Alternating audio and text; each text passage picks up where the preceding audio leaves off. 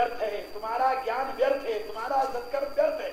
तुलसीदास जी कहते हैं सो सुख कर्म धर्म जर जाऊ, जहन राम पद पंकज भाऊ, योग कुयोग ज्ञान अज्ञानु, जहां नहीं राम प्रेम प्रधानु। राम प्रेम की प्रधानता नहीं है, वहां पर ज्ञान का कोई मूल्य नहीं, वहां योग का कोई मूल्य नहीं, वहां तुम्हारे शुभ कर्मों का कोई मूल्य नहीं।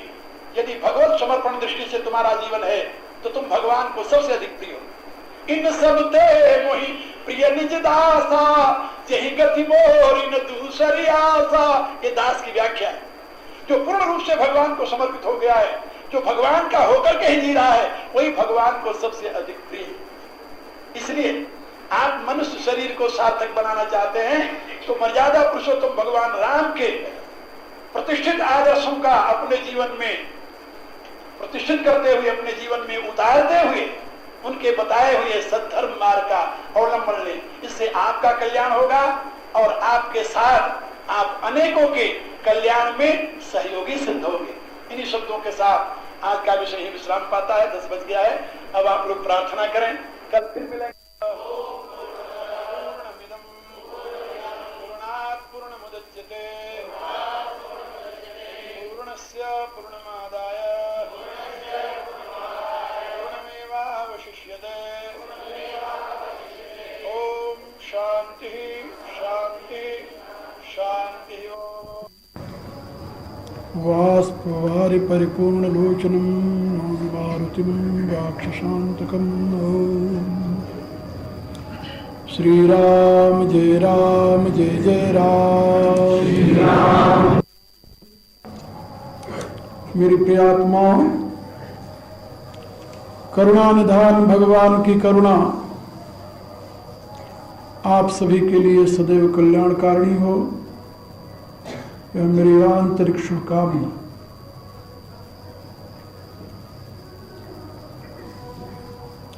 कई दिनों से आप लोग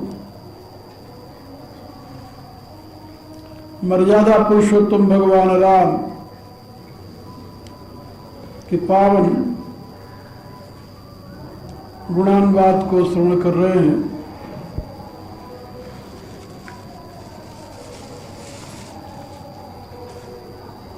तुलसीदास जी की प्रतिज्ञा है, सुनत श्रवण पाइए विश्रामा।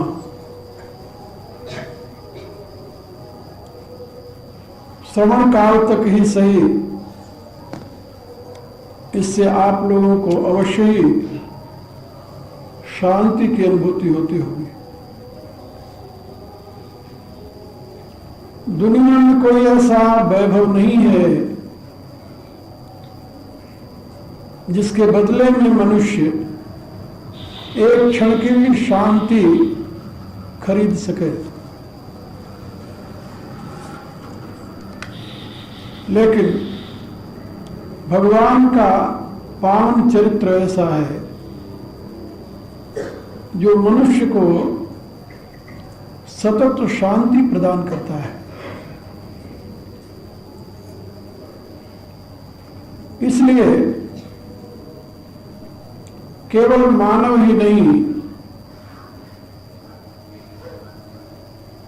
सिद्धगण, मुनिगण,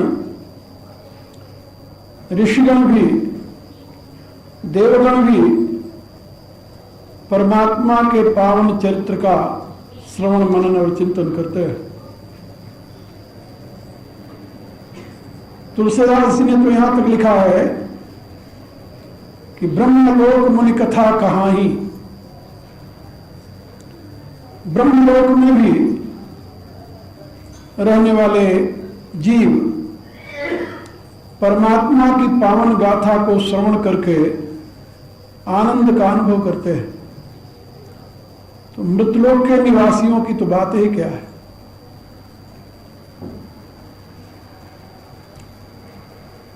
जहां पर अन्य सूक्ष्म लोकों में निवास करने वाले प्राणियों के लिए यह गाथा केवल श्रवण और मनन का विषय है, वहां पर मृतलोक में रहने वाले प्राणियों के लिए यह केवल श्रवण और मनन का विषय नहीं है, यह निधिध्यासन का भी विषय है। और यह सौभाग्य इस धरा पर रहने वाले, मृतलोक में रहने वाले मानवों के लिए ही उपलब्ध है।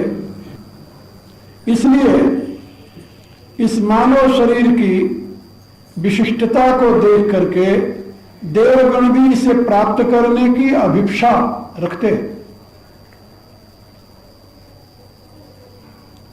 इसीलिए तुलसीदास जी ने लिखा, सुर दुर्लभ सदग्रंथ नगाव। मानव जीवन की महिमा इसी में है कि यह परमात्मा के पावन चरित्र का श्रवण मनन के साथ निधिध्यासन करता हुआ वह परमात्मा स्वरूप को प्राप्त कर लेता है। जबकि अन्य लोक के निवासी जीव वहां से सीधे परमात्मा स्वरूप को प्राप्त करने के अधिकारी नहीं है। उनका पुण्य क्षीण होने पर उन्हें पुनः इसी मृत्युलोक में आकर के, कर्मलोक में आकर के कर्मानुष्ठान द्वारा ही उससे अधिक उन्नत अवस्था को प्राप्त करने का अधिकार प्राप्त होता है। जो अधिकार देवताओं को नहीं है वह अधिकार आपको उपलब्ध है। सृष्टि में जीवों के 14 स्तर हैं, 14। सांख्य का एक सूत्र है, चतुर्दश भेदाभूत सर्ग। प्राणियों का आविर्भाव 14 स्तरों पर होता है। इसी को हमारे यहां शास्त्रों में 14 भुवन कहा गया है। सुना होगा आप लोगों ने। जिन 14 स्तरों पर जीव का आविर्भाव होता है उसमें से 8 को देव सर्ग कहते हैं, देव सर्ग, और 5 को त्रियक सर्ग कहते हैं, और मध्य का एक मानव सर्ग है। मनुष्य अपने से नीचे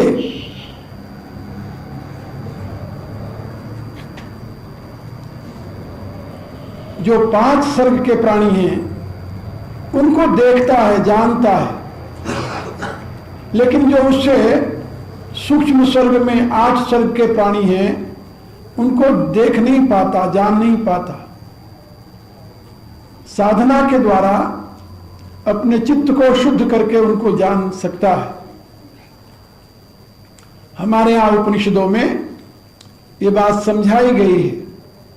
मनुष्य से नीचे के 5 सर्ग जो हैं वो कौन है, इनको याद कर लो आप लोग। सबसे पहला सर्ग वनस्पति सर्ग है,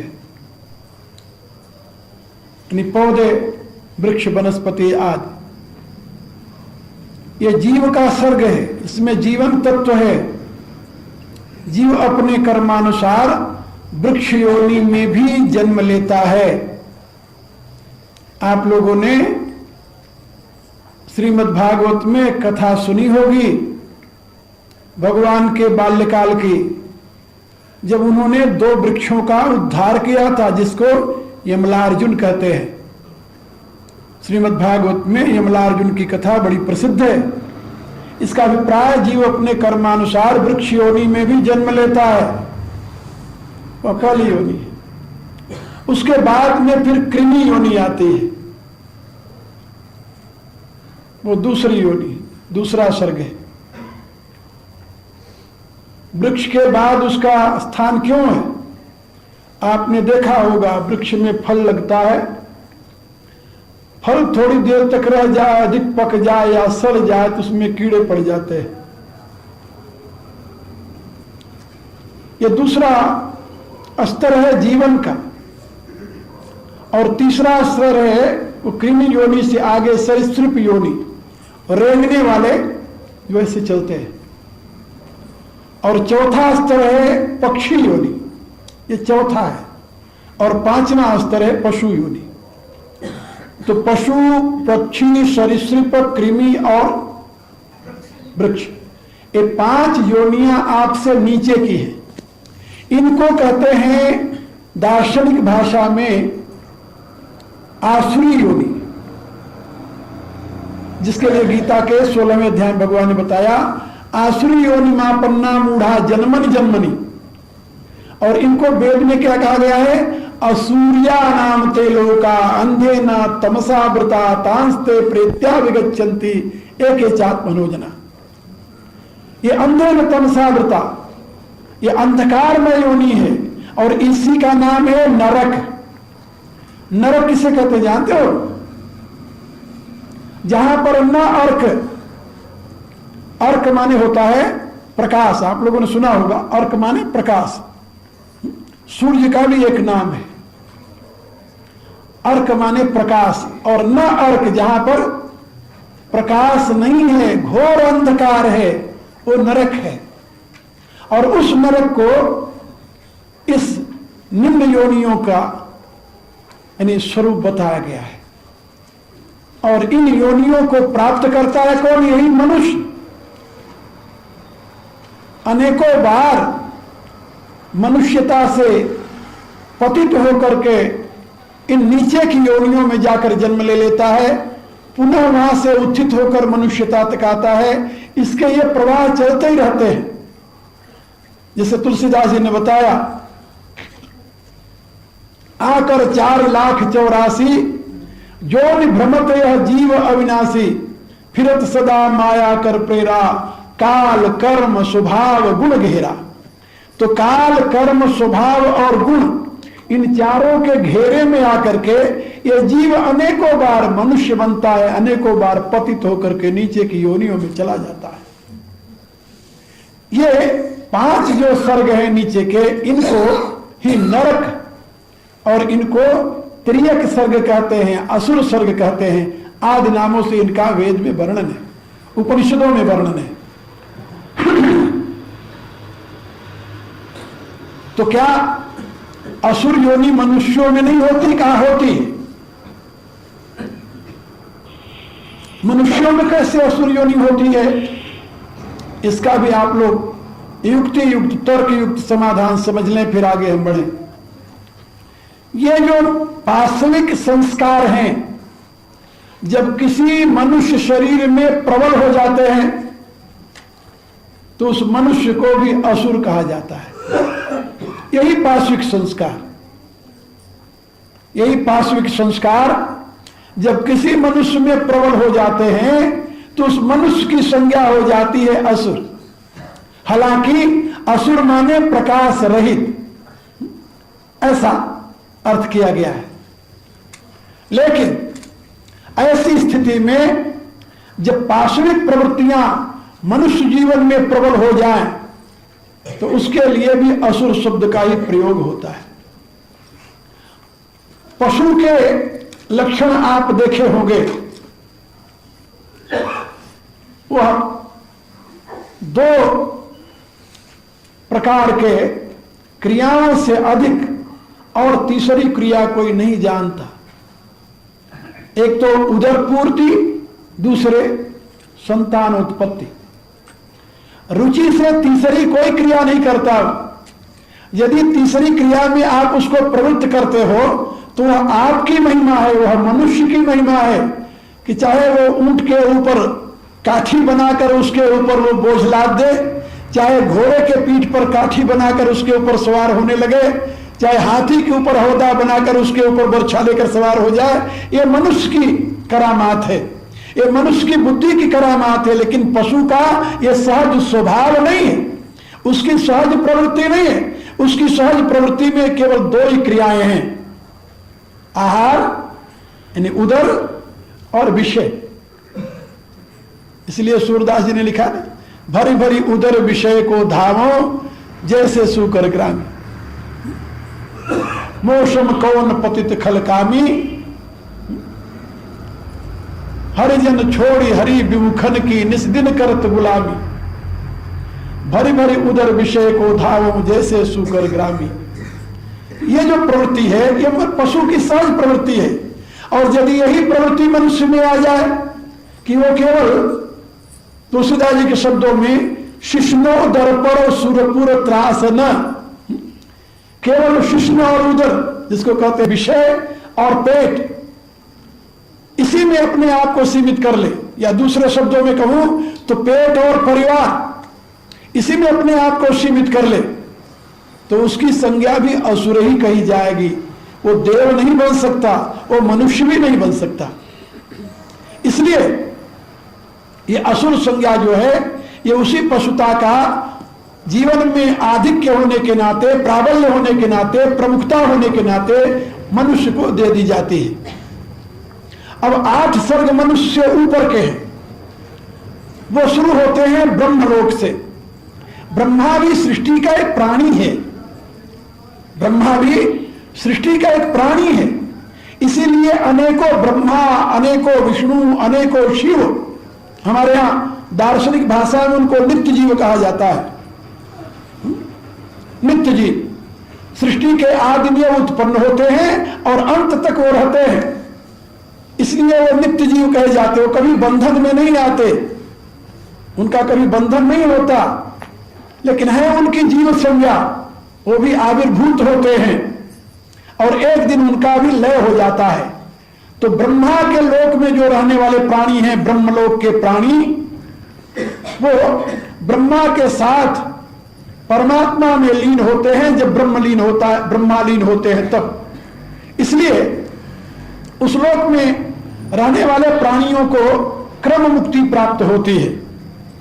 ब्रह्मलोक के पश्चात प्रजापति लोक है, प्रजापति के पश्चात इंद्रलोक है, इंद्रलोक के पश्चात फिर देवलोक है, देवलोक के पश्चात फिर पितृलोक है, इस क्रम से पितृलोक के पश्चात फिर गंधर्वलोक है, गंधर्वलोक के पश्चात फिर यक्षलोक है, फिर उसके बाद में पिशाच लोक है। 8 लोक जो है, 8 भुवन जो है, ये मनुष्य से ऊपर के हैं, पिशाच से लेकर के ब्रह्मलोक तक।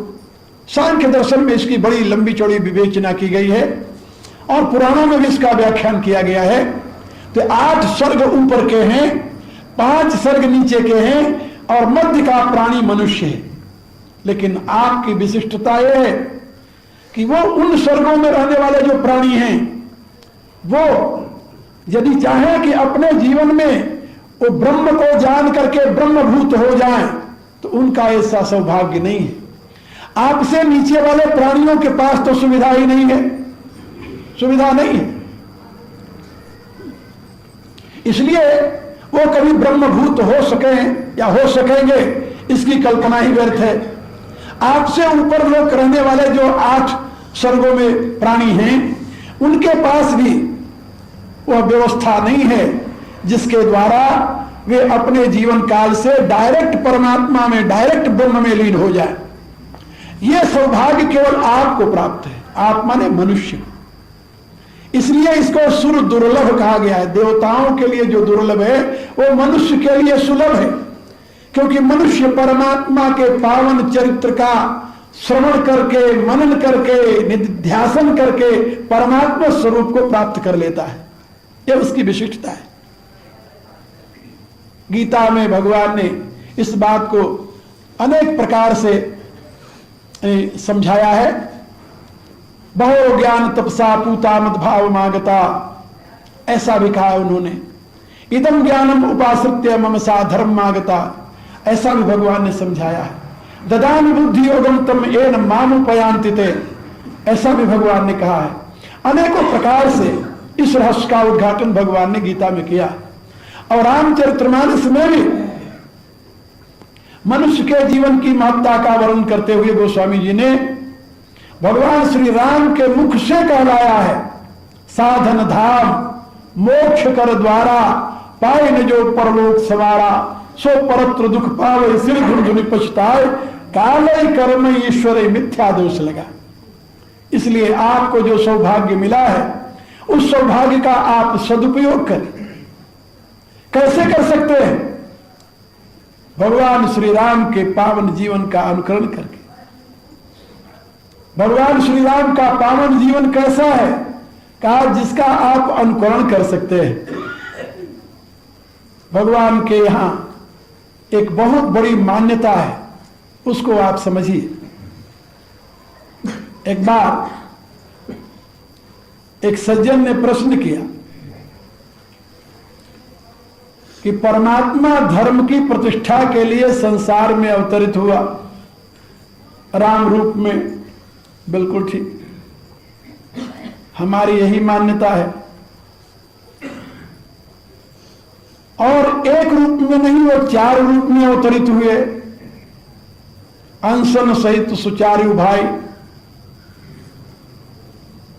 लेकिन चारों की मान्यताएं एक नहीं, अलग अलग हैं। तो धर्म की प्रतिष्ठा के लिए केवल एक का अवतार हुआ या चारों का हुआ? कहा नहीं, चारों का हुआ। कहा यदि धर्म की प्रतिष्ठा के लिए चारों का अवतार हुआ और चारों के विचार एक दूसरे से नहीं मिलते। राम की जो मान्यता है वो लक्ष्मण की नहीं है, लक्ष्मण की जो मान्यता है वो भरत की नहीं है, राम लक्ष्मण और भरत की जो मान्यता है वो रिपुसूदन की नहीं है। चारों भाइयों की आपस में मान्यता बिल्कुल अलग अलग है।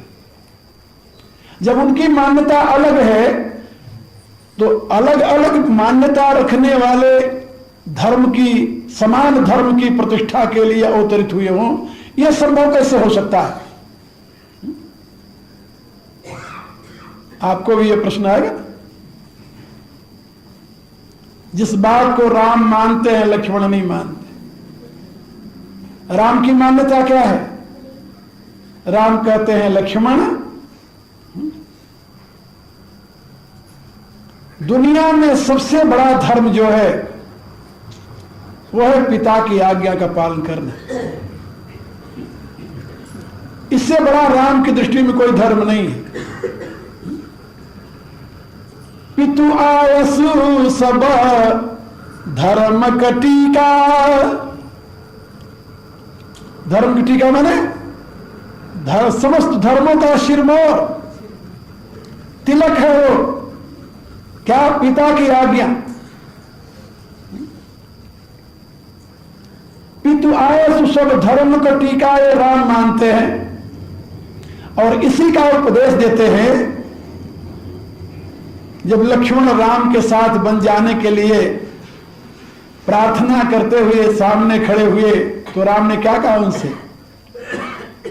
भवन भरत रिपुसूदन नाही, राव वृद्ध मम दुख मन माही, जौबन जाऊं तुम ही ले साथा, तो हुई है सब विधि अवध अनाथा।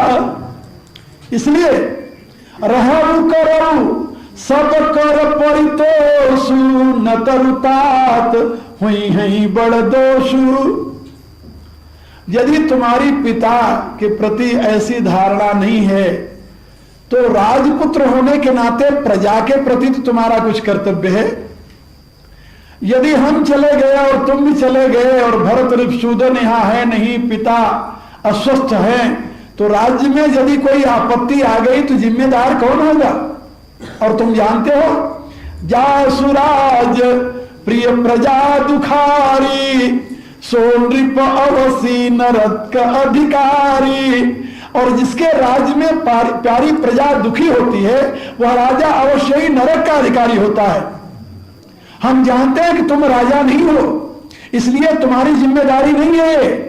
लेकिन क्या तुम्हारी इतनी जिम्मेदारी नहीं है? तुम्हारा पिता राजा है और उसके होते प्रजा दुखी है और उसको नरक में जाए और तुम देखते रहो। लक्ष्मण तो राजा नहीं थे ना, राजा तुम्हारा दशरथ थे। तो यदि उस समय प्रजा दुखी हो रही थी तो किसके कारण हो रही थी? महाराज दशरथ के।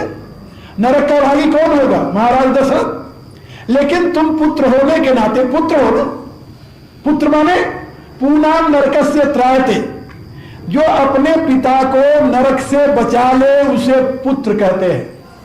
क्या समझे? जो अपने पिता को नरक से बचा ले उसको पुत्र कहते हैं। और तुम पुत्र हो, क्या तुम्हारा यह कर्तव्य नहीं बनता कि अपने पिता को तुम नरक से उबार लो? पिता को नरक क्यों होगा? इसलिए कि मेरे जाने पर प्रजा दुखी होगी और उस दुख में प्रजा के राजा की जिम्मेदारी बनती है कि वो दूर करे, और पिता इसके लिए समर्थ है नहीं, इसलिए उनके राज्य में प्रजा जब दुखी होगी तो उनको नरक होगा। और पिता को नरक हो पुत्र के देखते हुए रहते हुए, ये पुत्र के लिए अशोभनीय है, इसलिए तुम पिता को नरक से बचाने के लिए यहां रह जाओ। लेकिन लक्ष्मण का उत्तर जानते हो क्या है? वो कहते हैं प्रभु कौन पिता है? कैसी माता, कौन गुरु?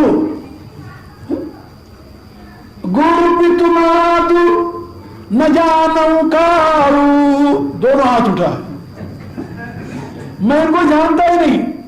अरे भाई कर्तव्य तो तब खड़ा होता है जब उसका बोध हो, जब उसको माना जाए। कर्तव्य मानने पर है, याद रखना मेरी बात।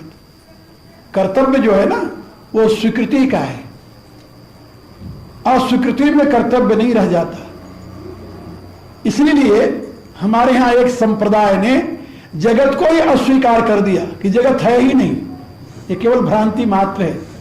क्योंकि अस्वीकृति में कर्तव्य नहीं होता, तो जगत को अस्वीकार कर देने से कर्तव्य खत्म हो गया। जब जगत है ही नहीं तो हमारा कर्तव्य क्या बनता है? लक्ष्मण जी ने कहा महाराज मैं तो जानता ही नहीं। किसकी बात कर रहे हो? गुरु पितु मातु न जानू काऊ।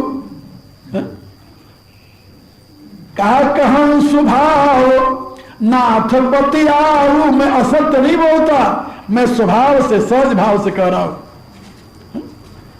भगवान मुस्कुराए, अरे भाई बिना माता पिता के कोई पैदा हुआ नहीं दुनिया में, तो तू कहां से आ गया है? बिना माता पिता के कोई पैदा हुआ है दुनिया में?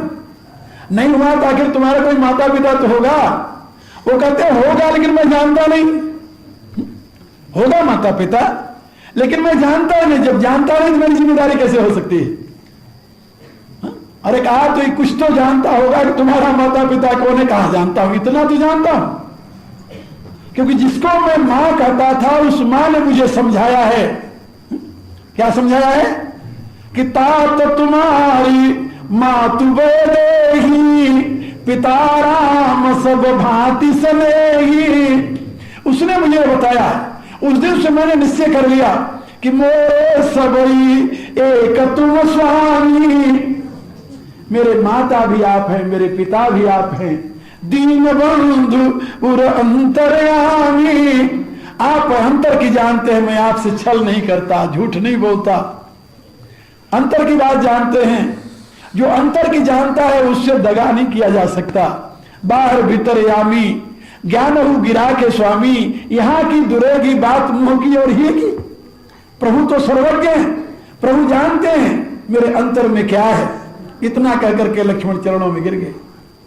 सोचिए, राम कहते हैं माता पिता की आज्ञा का पालन करना धर्म का टीका है।